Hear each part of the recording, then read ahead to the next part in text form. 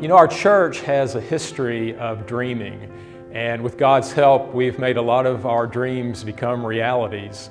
When you walk into this building that we call the MAC, you'll notice a lot of names on the Noah's Ark plaques.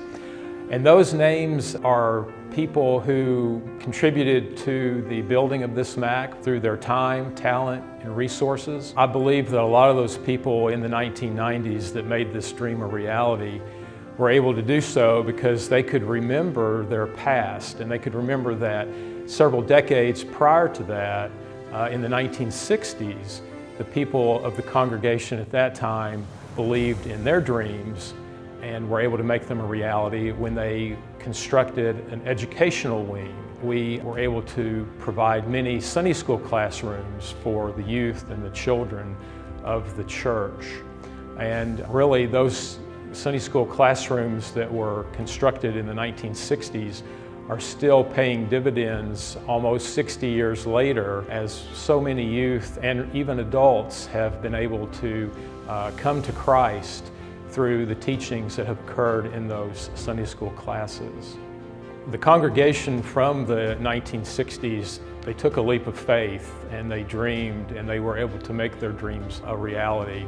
I think one of the ways in which they were able to do that is that they were able to remember their past, and they looked back several decades to the 1920s when the church at that time was able to construct a brand new church building here on the corner of Scott Street and Center Street. For many different reasons, it was a building to provide for much needed Sunday school classrooms.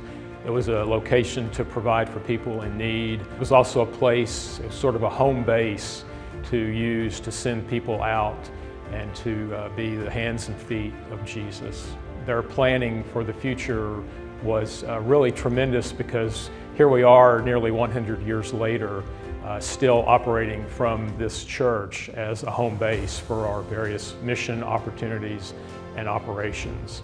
It was not an easy task, it was not undertaken lightly, but they were committed to not only that time period, but also committed to future generations as we are today. Much like the congregation from 100 years ago, we are in the same situation today, where we want to provide a place where the youth can grow and come to know God, where adults can be nurtured in their Christian faith and take what they have been imparted with and help other people to come to a knowledge and a love of Christ as well. I think we need to remember the history of the past, because it can set us free to dream. Knowing where we've come from can help us to see where we're going, and we know that with God's help, we can get there. So let's keep on remembering and keep on dreaming.